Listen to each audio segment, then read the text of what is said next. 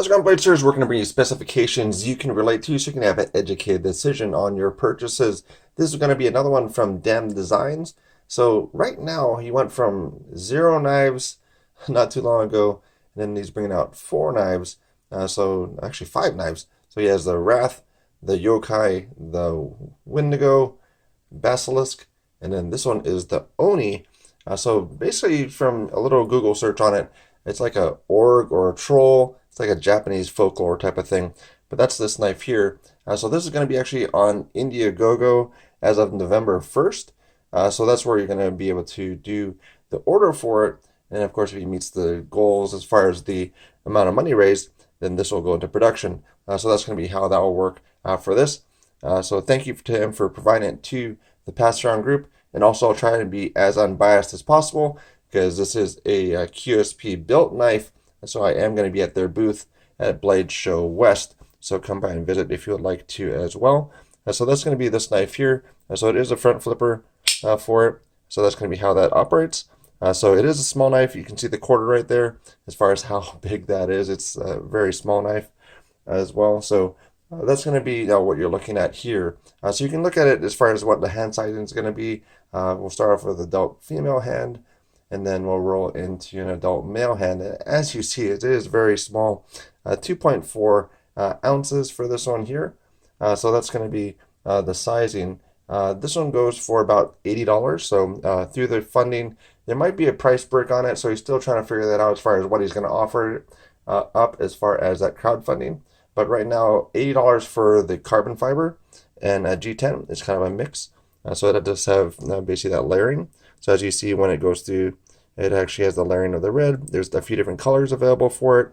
And it has a titanium pocket clip for this knife here. And then there also is the full titanium one. That's going to be $100. So $80 for this one, $100 for the titanium. So that's going to be how that would work for it. So this one is one that I have to kind of massage a little. This is a prototype. So that's where might need to dial it in as far a little bit more as far as the action goes.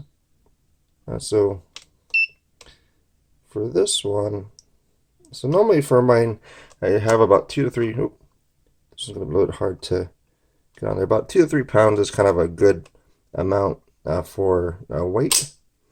For this one, this one's 4.3, at least on that pull. So that one's going to be quite high for it. And on a front flipper, you don't have the same type of action that's available to it. So that's where you're going to be doing this type of action there.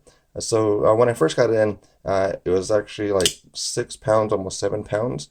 So that's where I did have to do a little bit of adjustment for the bar. So hopefully they can get it dialed in for the production version of that. So it's actually really easy to flip out and also have a really good lockup as well. So this one in this format has a ability to flip it out, has a good lockup for it. It doesn't have any type of play for the knife. So even when holding it, it doesn't have the play. So that's something to look at for the knives too. But I was able to do the front flip like this as far as the top flip. I can do it when my hands are very dry, but it does a little bit more difficult for that. So still, if it was a little bit less in that weight, it would be a lot easier to do that for this knife here. So this is where now you can do a middle finger flick for it, for the knife to open it. You can do a pinch and roll. So if you're going to do it just kind of really more discreet, it still has that click for when the actual liner lock goes into play. And then you also do have that front flipper in action. So you can have that right there. So there's all the detent, the deployments that you're going to have for it. Small blade again, so 1.92 for the blade length in inches, and then also a tanto for this one here, full flat grind, or flat grind for it, as far as both of them, as far as the tip, as well as for the belly side of the blade. So beyond edge thickness for this one, also there's 2 different areas, so it always gets more thick at the tip. So basically here, it's going to be at about 22 thousandths, about 5 sheets of paper. And then this one's going to be about 28 thousandths, about 7 sheets of paper as far as that thickness. So also for anything that's a liner lock, frame lock type of knife, I also look at what's basically the detent ramp. So basically from release to when that detent ball is on the blade. This one is actually at 15 degrees. So that's actually really quite nice. So basically 10 degrees is really good.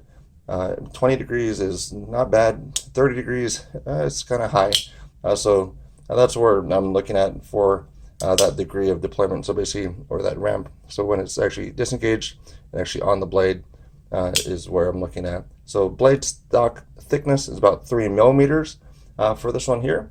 One way to carry it is basically just the tip up. So right hand tip up. So for that one pocket clip, it's not reversible for it. Actually out of the pocket, it took about 1 pound, 5.6 ounces total. So minused out the actual weight of the knife. And then so that came out to 1 pound, 3.2 ounces to actually pull this out of a pocket for the knife too. So that's where you can see on the previous picture, as far as I'm just wearing regular jeans for that, not any crazy type of seams on it. So S35 for this model here, and that's going to be about 76th percentile in corrosion resistance, 60th percentile in edge retention, and then for sharpness side, this one came at 216. So basically the sharpest level you can get probably for a new high-end cutlery, so still in that range.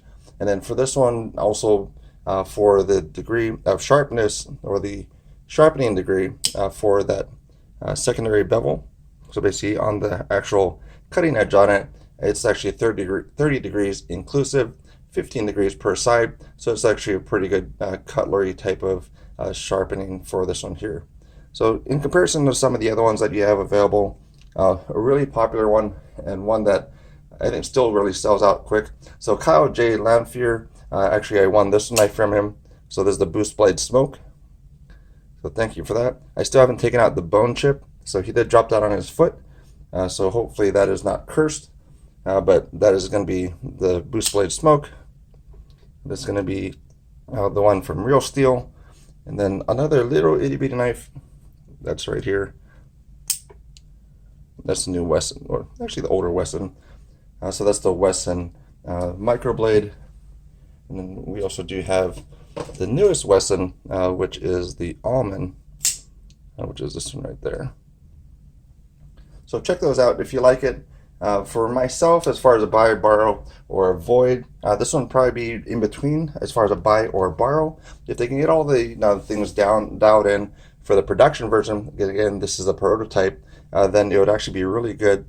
And I haven't handled the titanium version, but I think the carbon fiber G10 would be the one that I would go with for that. So let me know in the comments down below as far as what you think of this knife here, and then have a good morning, afternoon, and evening, and thank you very much.